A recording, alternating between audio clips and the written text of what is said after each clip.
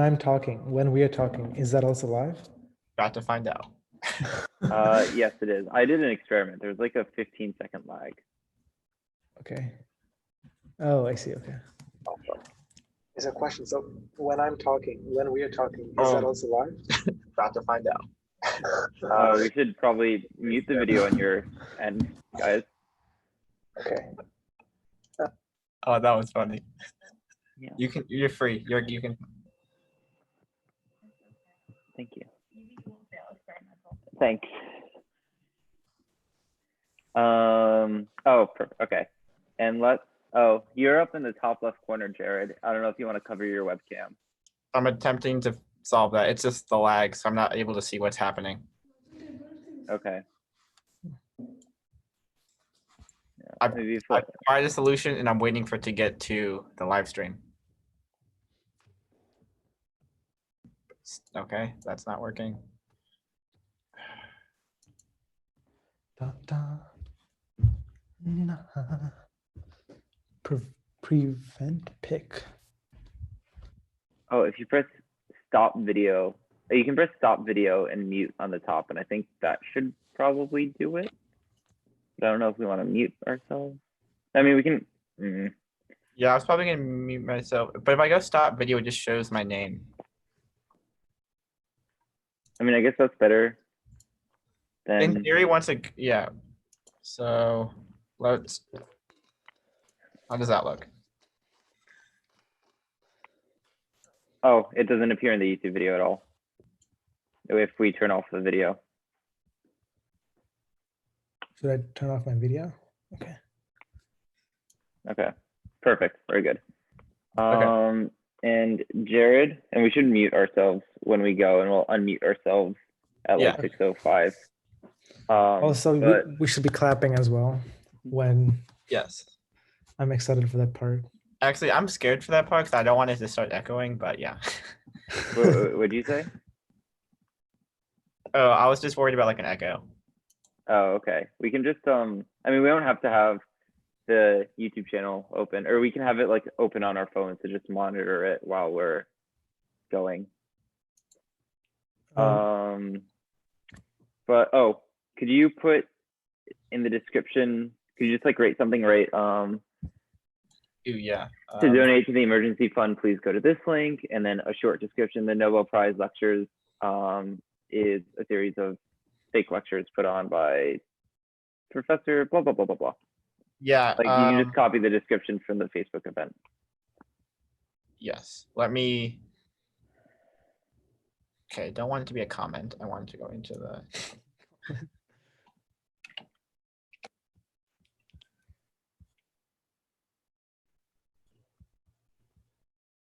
Na, na, na, na, na.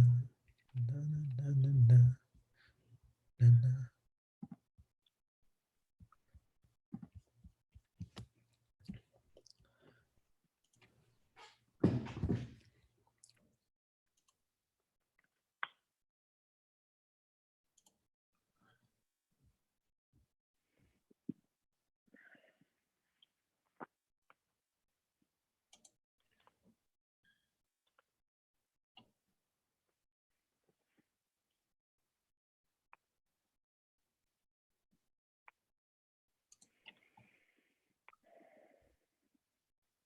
Okay, I guess that's that. I think it's all set up. Yeah. So I've got the thing. Let me just try to get into the description. Okay, cool. Oh my God, already two people are watching. Yeah. I see a white bar on the screen. Is it from your end? I think it's from your end. Just want to make sure. I think that's from my end. I think that's from me like swiping over to the photo because I have it full full screen. It's good now. Yeah, it's good now. Oh yeah, it's from me like swiping over to checking on it. Okay. Cool. I see. Okay. Yeah. Cool.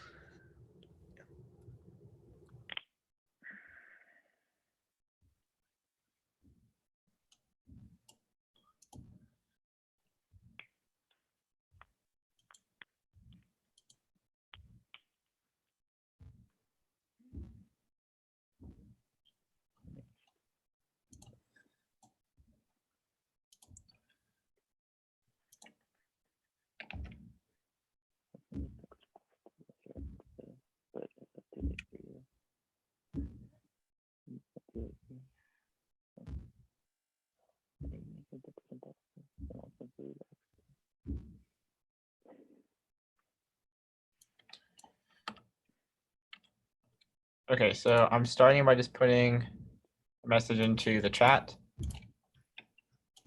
And then, Oh, the live chat. no, the Zoom chat. Oh, okay, cool. Oh, have you been able to disable the chat? I think so. Oh, that should be, yeah, we should do that. We should, If not, I definitely do can, that. in the intro, I can say something like, please respect the Zoom chat and please respect the sharing screen function. Like, just be courteous. If not, unfortunately, we will have to ask you to leave. That we will have to remove you from the thing. Miles, I have a question. So, but isn't the share screen function only for the host? So apparently, it's either only for the host or for everybody. Which is sad For and kind of scary. Then why do we need this for everybody? Like, why not just one person? Or like, the is that professors like, to share their screen. oh, I forgot. Oh, I did make it so multiple. You can't overwrite someone's sharing, I believe. Okay, that's good. So as long as we're snappy about it, we should be okay. okay. Okay, I guess that's the best we're gonna do. But Yeah, that'll be I fun. also was able to reserve the right to myself be the only one to overwrite. So if someone Okay. does, I can just take. Ultimate power, veto power. You can also kick people off the Zoom call, right? Yes. The only problem Okay, is that I will add that to the we have to introduction. find who's the problem. All right, participants can now chat with no one. So someone tries to chat, and tell me if you can still see the chat. No, it's gone. Chat Oh, is I see the disabled. chat, but it says chat disabled. Yeah, I mean, Okay. yeah. Try now. Hold on. Can you see my It's- message? I see your Yes, message, it's a private message. and I see your message, and I can type to you, but nothing else. Okay, so that's probably gonna be our best option. So Yeah, I people think that's good. they'll be spamming me, but I'll be muted and I just won't care. But now they can't spam each other or everyone, but they can still see our. Perfect. That's good. That's good. Okay. So next final thing is, I still am not able to find a way to add a description to a live stream YouTube.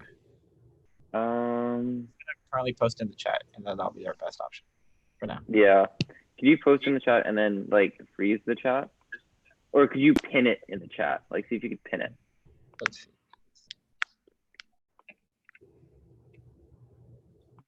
Actually, before I do that, let's double check that link I just sent in the Zoom chat. Just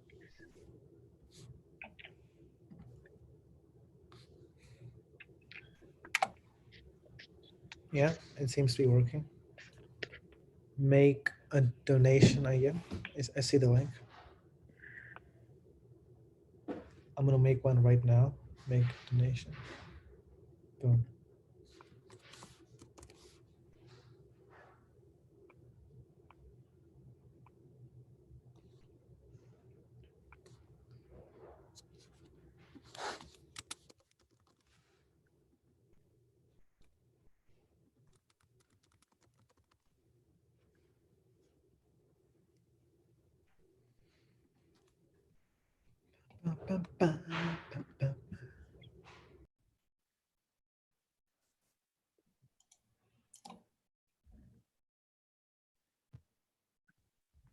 okay, and then how do we share the? Are we just going to copy the link for the YouTube page? Yeah, I sent it to Raheem. Okay. Well, yeah, I think this. And then who's going to do recording again? Viraj, you said Yeah. you can, right? It's me. Yeah. Yeah, because it's all local, which is I did not know, and that's kind of disappointing.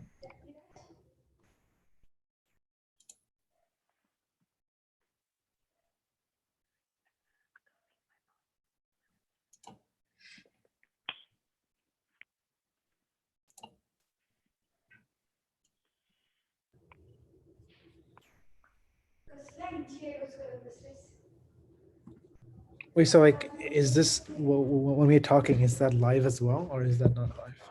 That is live. You should mute yourselves when you when we should. I think we should mute ourselves. Yeah, soon Cool. because the link is going to be posted soon. Jared, have you been able to pin something in the chat? No, because it does not know me as like the owner of this live stream. It only knows me as a user. Even though I'm logged into SPSU Chicago. Oh, wait, I can edit the description. Oh my God, I got it. Okay, great. Oh, cool. Oh, I'm not in the brand account. I'm in the. Okay, never mind. Yeah, I'm logged into the brand account, so I can edit it. Awesome. So many problems just solved at once. Okay, great. And then in the very off chance someone does act like an asshole, we do have our 15-second grace period on the live stream, so we can always mute stuff if we have to. Yeah. But really hope. Okay. 5:35. Oh, okay. Go. Okay. We should probably mute ourselves. Yeah. Cool. Okay. All right. See you guys at 6:05. Yep. See you.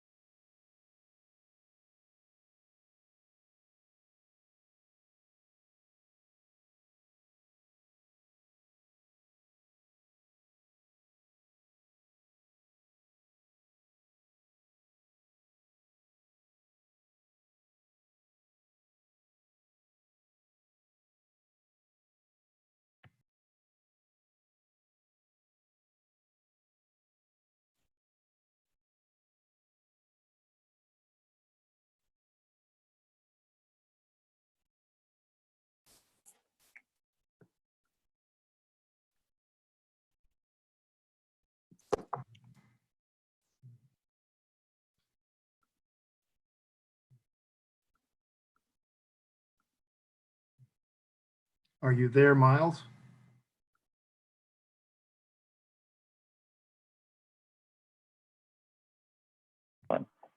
Yes, I'm here. We're just going to start at 6:05.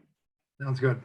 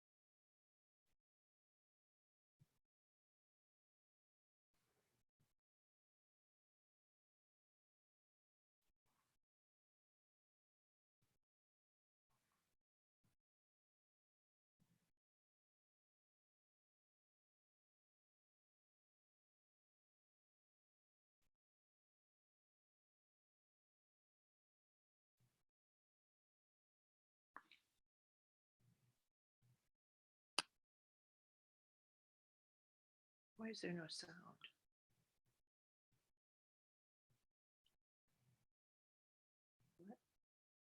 It hasn't started. There's no sound. Well, Barkley seems like he, something will be coming.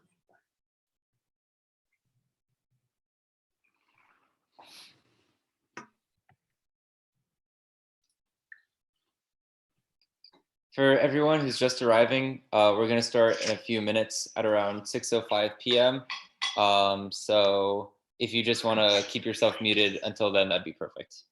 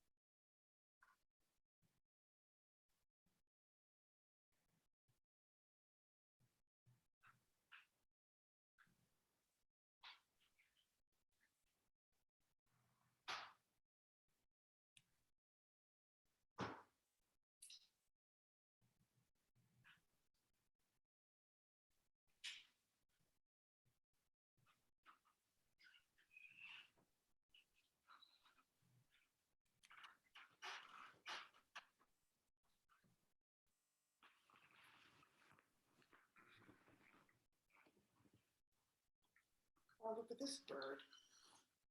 What the heck is that? It's huge. Yeah. thing? Is that an eagle? Mom and Daniel, you guys are unmuted. Okay. I want to mute. Although I'm sure it's a nice bird, though. We want to be unmuted. Should we be muted? Okay. I think we're going to begin. Hello, everyone, and welcome to the Nobel Lectures for the Emergency Fund. My name is Miles Kornfeld, and I'm the president of SPS, and we are really excited to have everyone here today. Before we begin, I just had a couple of things I want to go over. For those watching on Zoom, please keep yourself muted at all times. You will be allowed to unmute yourself before and after speakers in order to clap, but please be mindful and courteous. Furthermore, please do not share your screen and do not spam the chat. If you break these rules, we're gonna have to kick you off of Zoom and nobody wants that. Now, on that note, we're incredibly grateful to have Professor Grenoble, Professor Shaw, and Professor Sanderson speaking today and raising money for the emergency fund. If you're on Zoom, then we have the link to donate in the Zoom chat. And if you're watching on YouTube, then we have the link in the video description. But now I'd like to introduce Anna Aguirre-Kosicki, who is the co-chair of the Emergency Fund and is now going to talk a little bit about the Emergency Fund. Hi, everyone. Are you able to hear me? Miles, Yeah. can you give me a, okay, cool. Hi, I'm Anna. I'm a current fourth year in the college studying sociology, and I am the co-chair of the Emergency Fund, which is a college council committee that is inspired by mutual aid efforts that aims to help the most marginalized students on campus access direct aid. As you might have noticed, we've become really relevant in the past 7 weeks or so with the COVID crisis and the university's pretty terrible response to it. A lot of people's lives have been thrown into, chaos and have suffered a lot of really tough financial hardship. Grants from the Emergency Fund have paid for people's flights to get home, people's textbooks that they now can't get from the library, people's insulin, at really necessary things that are keeping people's lives running in the way that the university does not. Donations to the Emergency Fund are the only way that we make money. We hope that people who are part of the University of Chicago community are able to donate some amount either through our crowdfund, we have a Venmo, or for some reason either of those don't work for you, you can contact me directly. I'll put my email in the chat. The only way that we function is through donations from the university community and the wider Chicago community. So we're really grateful for this event and other events like this, and different student organizations that have been willing to help out. Thanks so much. Let me know if you have any questions. Yeah, thank you very much. First up, we have Professor Shaw, and to introduce Professor Shaw, we're going to have Rahim, who is on the board of SBS, give a brief introduction.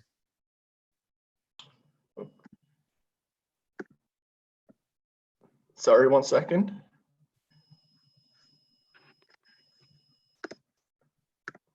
Hello. Yeah, so our first lecturer tonight will be Professor Adam Shaw. Professor Shaw is a senior lecturer in the Department of Computer Science and the departmental counselor for the Computer Science minor.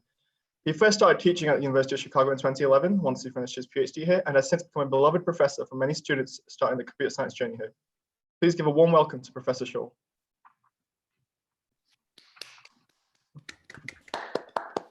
Greetings. My Zoom did that thing a minute ago where you all froze. So I don't know what anyone said about me, but thank you if you said anything kind. Are we ready for me to share my screen? Yeah, go for it. Okay, I hope our Wi-Fi behaves better than it just did. But let's start this.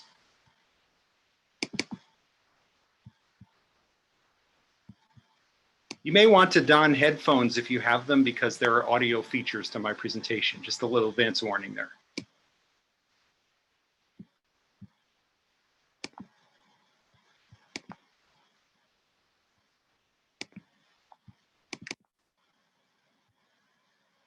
Can you all see this thing? Yep. Okay, here we go.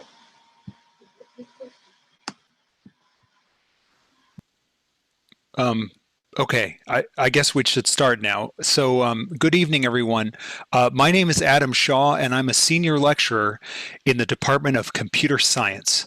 And I have been asked to come here tonight and make a case for a Nobel Prize recipient in the fictional category of Nobel Prizes for computer scientists.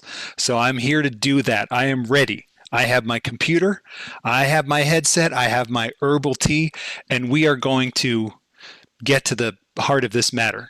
And I hope to make a strong case for you tonight.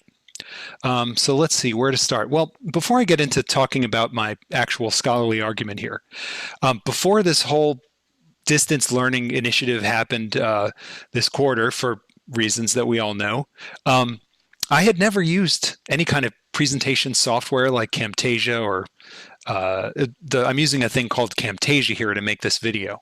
And I've really been impressed how incredibly advanced the technology is and how it's perfectly seamless. And like nothing ever seems to go wrong with anything. It's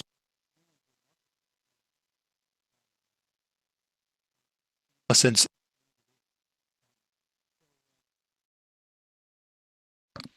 Oh, okay.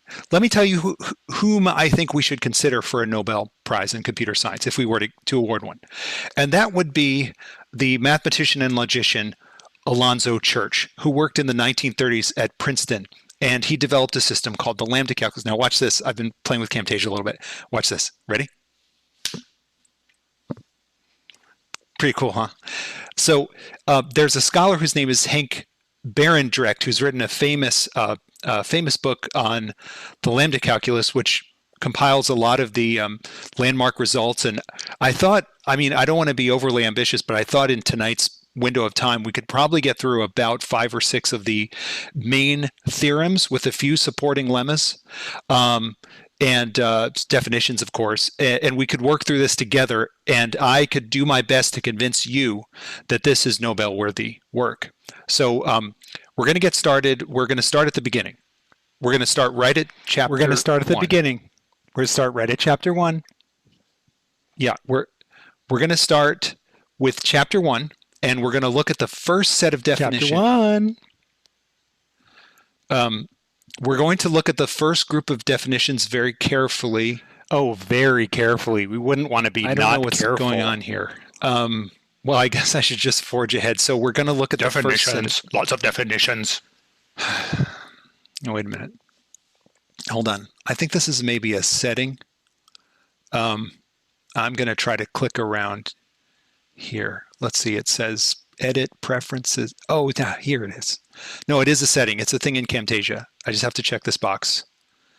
Yeah, there's a setting here that says mocking doppelganger, and if I uncheck that box, no, please don't uncheck the box. No, there's some other boxes here too to check.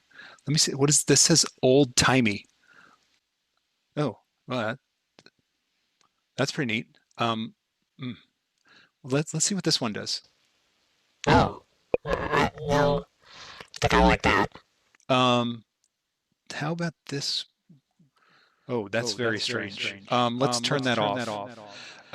But actually, there's one here that says wrap. Like, what would happen if I checked the wrap option? That's all right. Let me just click this and see. Oh my.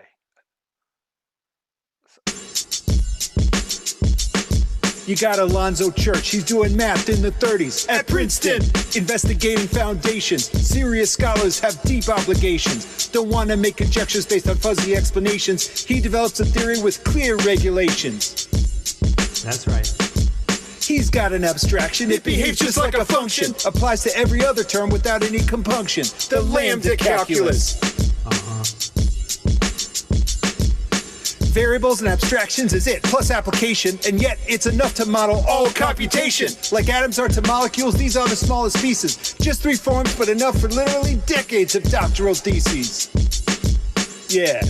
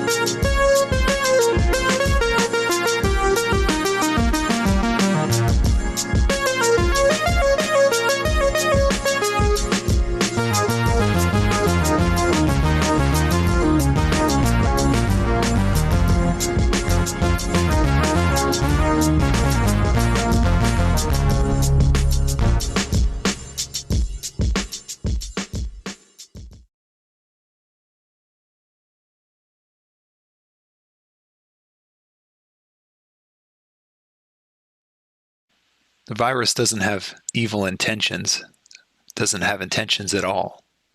It just replicates.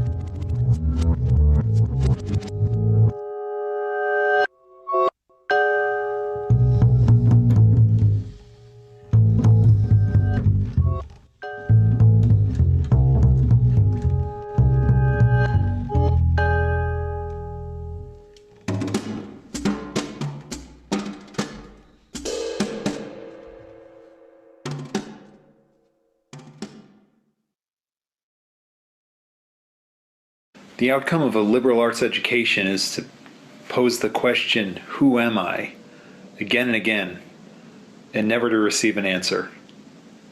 I don't know if it's the outcome of an education or the fallout from it. Who am I? Am I who I'm supposed to be? Am I who someone else wanted me to be? Or am I the person I thought other people wanted me to think they wanted me to be?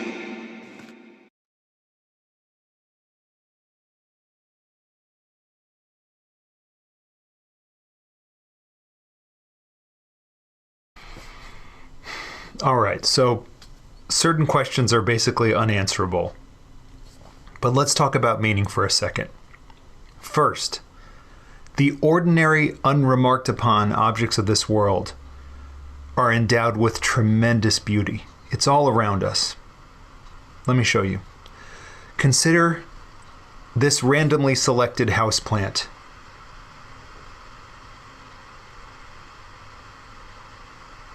Or this rug.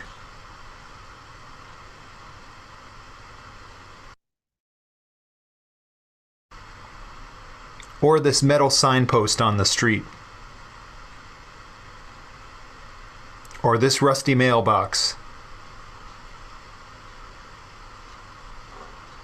Or this brick wall.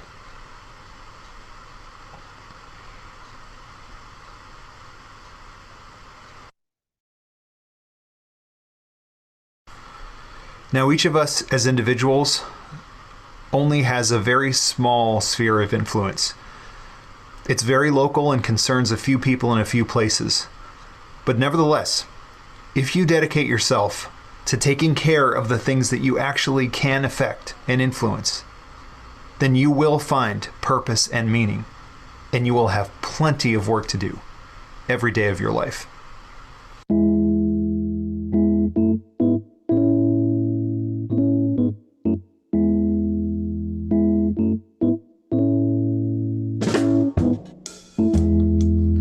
Please give me grace, though I don't deserve it. And please show me mercy, 'cause that's what I need.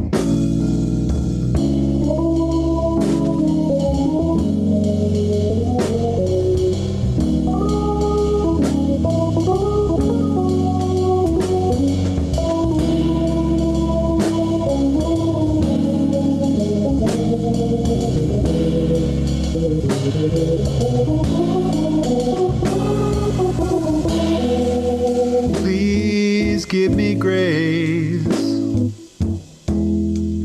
though I don't deserve it. And please show me mercy, 'cause that's what I need.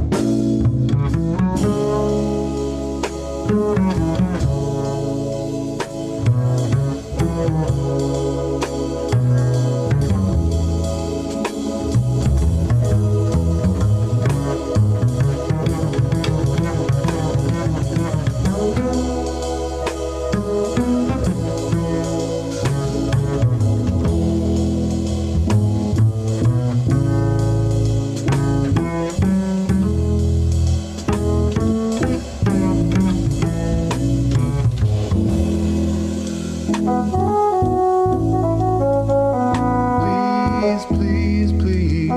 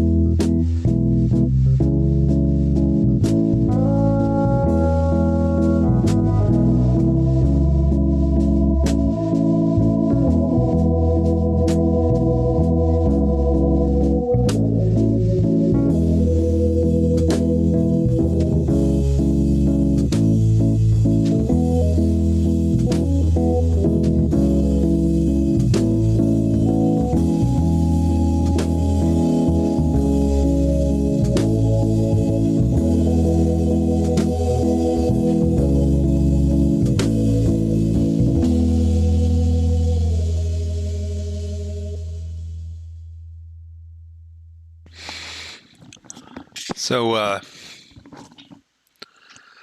guess I allowed myself to get a little sidetracked there, but where were we?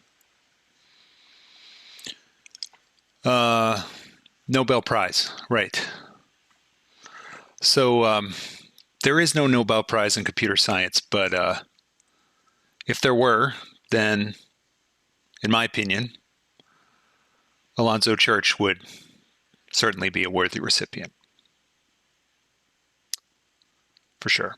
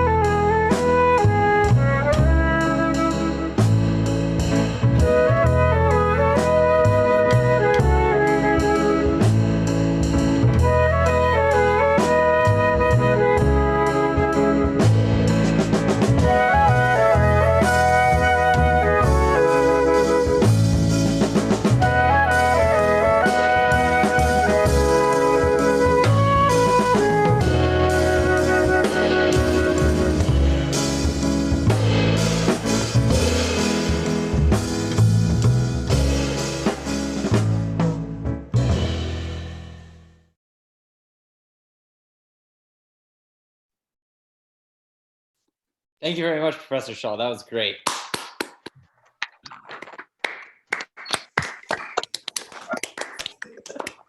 the end of that lecture, we're now thoroughly convinced that lambda calculus deserves the Nobel Prize for computer science. If you haven't donated yet, by the way, please donate to the emergency fund. The link's in the chat, and if you're watching on YouTube, the link's in the description. But now we're having Hui Ting, who's also a board member of SPS, to introduce Professor Grenoble. Hi, everyone. Professor Grenoble is a professor of linguistics and chair of the Department of Linguistics. She joined the University of Chicago in 2007, coming here from Dartmouth College, and her work focuses on the study of Arctic indigenous languages. And now please welcome Professor Grenoble to give a talk on fake research. Thank you very much. I am somewhat flabbergasted about having to go after a computer scientist, which it's a little intimidating. I knew that was going to be trouble, but I would like to thank you very much for inviting me, and I am thrilled that I can finally make the case for a Nobel Prize in linguistics. Obviously, this is long overdue. I'm going to switch to my screen. So you can see my slides, which are unfortunately are the work of a linguist, not a computer scientist. But let me take a moment to thank the far-reaching vision of the Society of Physics students, not only for making the emergency fund, but also for seeing the critical need for a Nobel Prize in linguistics. Sorry, we didn't make the emergency fund. We're just donating to the emergency fund. Supporting that, yeah, okay. I want to thank you for supporting it. So I'm going to go through the state of the problem first. In case you have not recognized it, we have a Nobel Prize in physics. We have a Nobel Prize in chemistry. There's a Nobel Prize in physiology or medicine. There's a Nobel Prize in literature.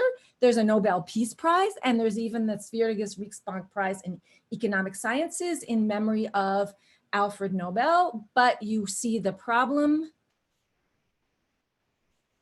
There is a no prize in linguistics.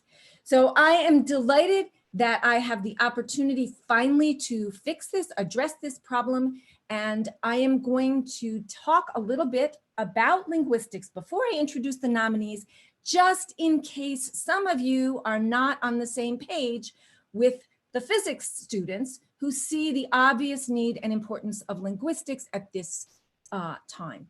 My spoiler alert, all but one of my publications that's nominated is real. I will let you figure out which one is not. I didn't obey the rules since, as you've already heard from Professor Shaw, we were supposed to do fictional work. So I put in some real ones, but I do want you to know that language is rule governed. It always follows rules, even when the speakers don't know what the rules are. And we'll get to at least one example of that. So first of all, let's talk a little bit about linguistics and why it is the greatest of all sciences. First of all, let's think about acoustics. You physicists probably associate acoustics with physics. And this is just a screenshot from a simple search for acoustic physics on the web. But honestly, clearly, you will see that acoustic comes from acoustic phonetics, not from physics, which is foundational. Human speech, of course, is foundational to everything. And acoustic phonetics looks at this very, very complicated system of how language is produced by the speaker and then how it is processed in the brain of the listener and also the speaker. This is a very simple diagram mapping that out. And of course, we need as linguists to look at sound waves, just as probably physics do. They borrowed this technology, obviously, from us linguists. We have a nice program called PROT that we use to analyze. You can see here's a nice picture of how we segment the speech into sound waves, how we label it, how we process it. I would demonstrate this for you right now. It's very quick and simple thanks to all of the work that has gone into linguistics. I, of course, don't have time because we need to talk a little bit more about the rest of why linguistics is so important. But anyways, we can get into a spectrogram, we get graphic representation of speech, and we can process speech and understand what is going on. Now, why is this so important, you might wonder? What are the everyday applications? Well, there's multiple ones. Let's take a little example, a quick one. Stress, not the mental stress that we are going through now, word stress in English. We know that word stress is important. It can be meaningful. It distinguishes a noun from a verb, permit versus permit. We can also analyze it, and we as linguists do. So we know that there's greater intensity on a syllable, increased loudness, the stressed vowel can be lengthened, the unstressed vowel perhaps reduced. And this is very important within English and in other languages. So just one example that you've probably noticed already, the Nobel Prize that we're offering today, the Nobel Prize, and then of course there's the Nobel Prize. And stress is really an important thing to keep in mind in speaking English and tweeting. Let's take a little bit a look at linguistics or chemistry.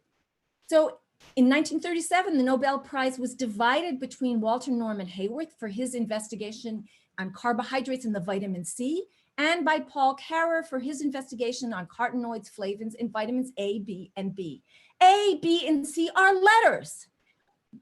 What does it have to do with vitamins? Letters. Letters are, of course, essential for representing sounds, and that's what we look at in linguistics. Clearly, the Nobel Prize should go to linguistics, not chemistry. Really, the truth is that pH beats out chemistry. pH, the phonetics and phonology, the study of the sounds in language, and they tell us about the sound system. What sounds count, which are noise in the language, what sounds occur in human language, and which aren't attested. Letters represent sounds. Now, to be fair, physics has letters, and physics really loves low frequency letters like the letter Q. So there's a whole lot of words and things in physics that begin with Q, which is kind of interesting, maybe, because we don't use Q elsewhere in English very much. Perhaps mathematics, you want to argue that some of these terms are just mathematical. However, physics has not cornered the market on Q. Q can be much more useful than what physicists do with it. None of those Qs are doing anything that a K can't do. But in other languages, Q can be used to represent a uvular consonant. We don't use that in English because we don't have it. A uvular consonant is pronounced way, way, way back in your throat, and I'm not going to be able to do it now. But in Kalashli Sut, an Arctic language I work on, there's Qs everywhere, way more Qs than in physics. And you'll notice here, here's some examples. A mountain, a tongue twister. You don't even have to use a U after a Q, which shows just how crazy these physicists are that they have not embraced uvular consonants. And anyways, even if you think physics is still superior, I want to point out that linguists have more letters. We have a lot of letters, and we put them in the International Phonetic Alphabet, which is probably fuzzy on your screen. I'm sorry to say, but I'd be happy to send you a copy. It's a really important alphabet. We can represent any sound in any language with a little bit of tweaking here and there.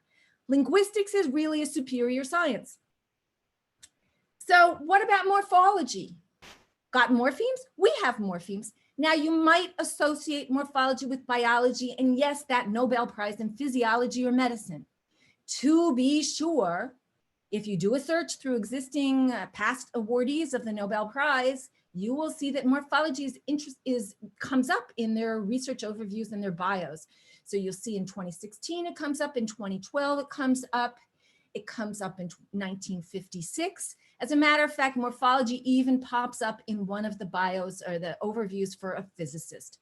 So morphology seems to be there, but obviously morphology was borrowed once again from linguistics, the foundational science. We've got morphology. Morphology has to do with the internal structure of words, how words are put together. And so we have in English, we have things, grammatical morphemes, you use them all the time. S, ed, ing, talks, talk, talking, nice morphemes. We also have derivational morphemes that make new words. Happy becomes happily, plenty, plentiful, beautifully, all has these morphemes on it. In English, these kinds of morphemes are largely prefixes and suffixes, but most English speakers have at least one infix in their grammar. I have one that I use probably more frequently than I should. It's the expletive infix. And for me, it's fucking, abso-fucking-lutely. And so this comes to my first nomination for a Nobel Prize by my past colleague, James Macaulay, who unfortunately has passed away, but we haven't had the opportunity yet to honor him. And he has a magnificent paper of where you can shove infixes. So here's a couple of examples. And I should note that we have to have another Nobel Prize here for Alan Yu, also from the University of Chicago, who has got a whole book on the natural history of infixation. And what I told you before is true. Infixation is rule governed. So I can say abso-fucking-lutely, I can say fan-fucking-tastic, but I don't think any of you can say fantastic-fucking-tick. There are rules there, and as native speakers of English, or even non-native speakers, you know those rules. And so some of these are well-formed and some of them aren't. It has to do with the shape, the prosodic structure of the nouns or the words. So I just want to give you a little example of what morphemes can buy you going back to Greenlandic. Greenlandic is a little different than English in terms of its structure. And so what you can do is make long words. If the word isn't long enough, you just slap another morpheme on, another suffix, another suffix, another suffix. There's only one prefix in this language, but there's hundreds and hundreds and hundreds of suffixes. So one of the things that Inuit like to do is, Greenlanders, they like to play around making long words. And so here's some variations on this long word, and we're going to play it by a native speaker, since I am not going to attempt it.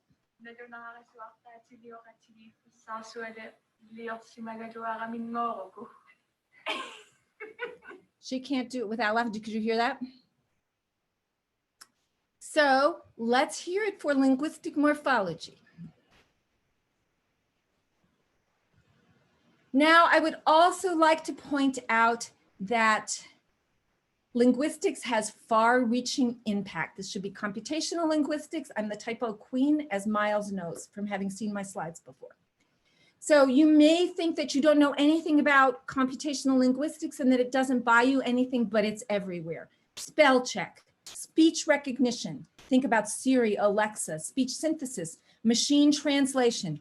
All of this comes from collaborations with computational linguists who know how language works, and they can put it into the system. And this, of course, has far-reaching consequences. Specifically, how we work to study not only human language, but the language of heptapods. Yes, linguistics has gone beyond basic human language and now can deal with alien speech. Therefore, we clearly deserve the Nobel Prize for linguistics.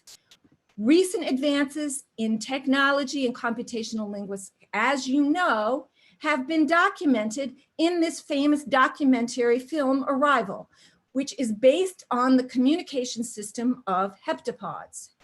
So obviously, and I need to nominate the linguist who worked on Arrival, who has a forthcoming brilliant paper on the linguistics of arrival, heptapods, field linguistics, and universal grammar. This ability to communicate with aliens has become so developed, shall I say, in applied linguistics these days that you will be amazed at what you can find. So you can find, for example, LingoJam, which is what works like Google Translate. This is live. Can you see my screen okay?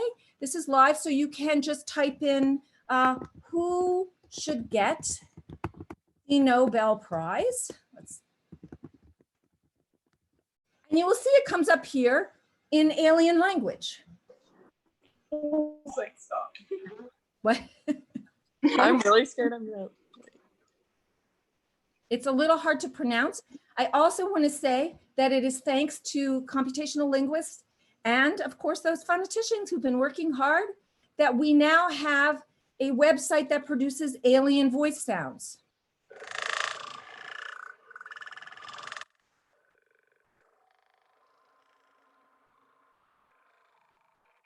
I'm sure that's lovely over Zoom.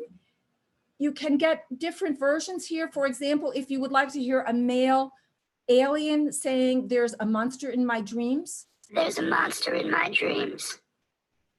Here's Alien Radio.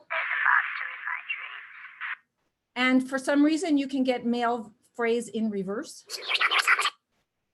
Therefore, I would just like to point out the overall utility plus this clear vision of linguists and others who have established these kinds of websites for us to use. And finally, I would like to say this leads to another Nobel Prize nomination for my colleague Alison Ettinger in her paper that has just come out towards linguistically generalizable NLP, natural language processing, and un-NLP systems from human to alien, un-NLP, unnatural language processing systems. So in conclusion and to summarize, I'm advocating for a groundbreaking Nobel Prize in linguistics, and I would like to show you why this will be fabulous. First of all, it's the first time in history that we will have a linguistics prize, and it is the first time that we will award the prize posthumously to Jim Macaulay. We will break the rule of 3. If you've been counting, you will have noticed that I have nominated 4 people. We also have gender parity, 2 women, 2 men. We are recognizing the contributions of aliens for the first time ever, as far as I know, unless you have some record of it elsewhere. And of course, we are committed to the cause. Obviously, this was not rigged or stacked in any way, but quite coincidentally, 3 of the 4 nominees are University of Chicago faculty. And so this will help keep our numbers up, even in this time of, in these tough times. We will continue the high rate of Nobel and Nobel Prizes. And thank you very much. Just in case you forgot the lesson in morphology and what you can do with Greenlandic, you can take a word like thank you, add a suffix to mean big thanks, and you can add it again and get a big thanks. And you can add it again and again and again and again and again until you run out of breath. So vote yes for a Nobel Prize in linguistics and donate to the emergency fund. Thank you.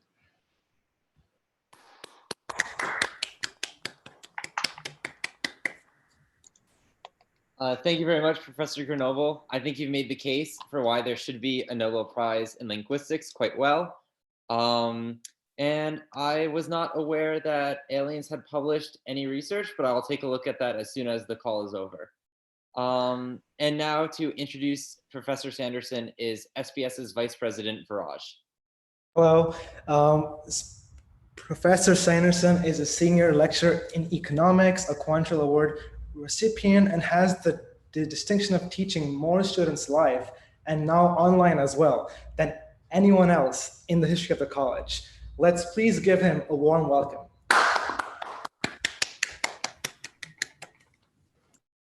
Thank you, Viraj. It looks like 2020 will certainly be one of the most turbulent years since the 1930s and the Great Depression in the US and worldwide for that matter. If I could, I'd nominate probably 1968 as the runner-up, or maybe even first. A very difficult year for people across the globe. Early in the year, North Korea captured the USS Pueblo, keeping North Korea in the limelight for a long time. The entire 12 months saw significant anti-Vietnam War protests throughout the Western world. Martin Luther King Jr. was assassinated in April, Robert Kennedy in June. Student unrest in the United States, Paris, made higher education very difficult in that year.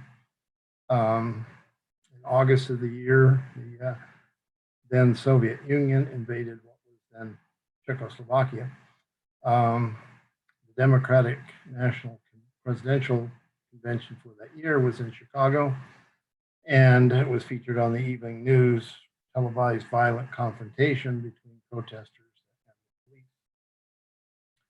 to add to all of that I mentioned, to add all to the angst and the trauma up to then, the Swedish central bank dumped a buttload of money on the Nobel Foundation and established a sixth prize to go with the original five. And that was the prize in economic sciences. They also made it clear in establishing the sixth prize that there would never be a seventh or beyond, that was it. So in some ways, Adam and Lenore, in spite of their presentations, are sort of out of luck. There's not going to be a seventh. Since that time, in 51 years, the Nobel Prize in economics has been dominated by scholars at American universities, and within that set, dominated by the University of Chicago. Economics seems to be the only field in which you can share in a given year a Nobel Prize for saying the opposite thing from one of your fellow Nobel laureates. Frequently has happened in economics. As Lenore indicated indirectly or directly in the presentation, at the moment, you have to be alive to win a Nobel, and 3 is the maximum number of recipients for any one of the prizes. But you don't have to be an economist. So those of my colleagues have listed for names are theoretically eligible for the Nobel Prize in economics. We've honored political scientists, mathematicians, psychologists. Psychologists used to call themselves empirical psychologists until they found out that if they called themselves behavioral economists, their salaries would go up by about 30%. And they would also, in theory, be eligible to win a Nobel Prize, which a number of them have actually. Let's see, what's in store for October 2020 in terms of fictional characters? We could award the economics Nobel Prize to the talking heads who play economists on TV, like Maria Bartiromo or Jim Cramer, spew out investment or forecasting advice as if they actually knew what the hell they were talking about. Or it could be Larry Kudlow or Peter Navarro, who do the same trick on the White House lawn for the current administration. One of the two is an economist and the other, barely. Or we could, if we want to expand it, we could choose 3 French socialist economists, although socialist economist is perhaps redundant. And French economist is probably an oxymoron. But we've got Saez, Zachman, Piketty, all good Frenchmen who could share in the prize. Oh, Professor, I think your audio is coming in and out a little bit. Oh, I'm sorry. I try to stay a little closer to the machine. See if I've got some low, unfortunately low speed here at the house. Then there's AOC, Alexandria Ocasio-Cortez, and Bernie Sanders could share the prize for having provided gratis more examination questions and principles of economics than anybody in the history of any field, including politics. George Akerlof won a Nobel Prize in 2001 for a number of contributions, but one for a paper that he wrote called The Market for Lemons. Actually has, it's a lot more serious than it might sound. But it seems to me it's also blatant discrimination because, why couldn't we crank out papers like the economics of comparing apples and oranges, or, the economics of banana republics? Or if you didn't win, it could be the economics of sour grapes. So you got a lot of fruits, and then we can go into vegetables and other kinds of things to create a very large number of papers. Or possibly in 2020, we could also award the prize to an economist. Why? For writing semi-weekly snotty screeds on the op-ed pages of the New York Times. Oops, my bad. Paul Krugman already has one. Anyway, employing the passive voice, mistakes were made.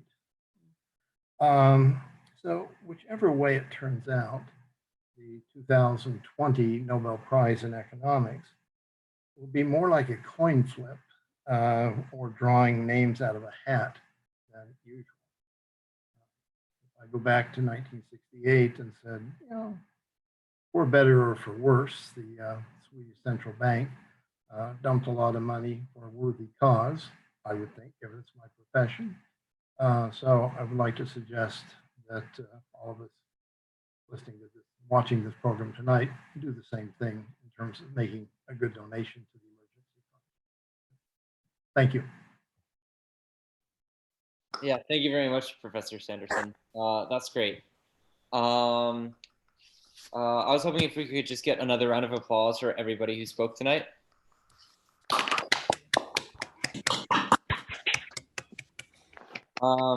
That's everyone. Before we close out, I need to thank some people who helped make this possible. I have a big thank you to Professor Grenoble, Professor Shaw, and Professor Sanderson, who all made this event fantastic. I need to thank Viraj, SPS's Vice President, for all of his hard work in putting this together. I also need to thank Jared, who's one of SPS's social outreach chairs, for streaming the Zoom call to YouTube. I would also like to thank Gabby for helping with some of the logistical issues we faced in planning this event. I need to thank SPS's Zhao and Rahim, as well as Swim's Maddie, Swip's Lisa, and UChicago Zola for helping promote the event. I need to thank Rahim once again and Hui Ting as well for doing a great job introducing the speakers. And I would also like to thank SPS for the incredible work that they've done together. I couldn't have asked for a better board.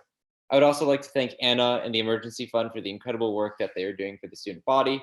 Finally, I would like to thank everyone for attending the event and for donating to the Emergency Fund. Let's have one more round of applause for everybody. Have a good night, everybody, and best of luck for the rest of the quarter. Thank you. Thanks, Miles. Thank you, Miles. Thanks, everybody.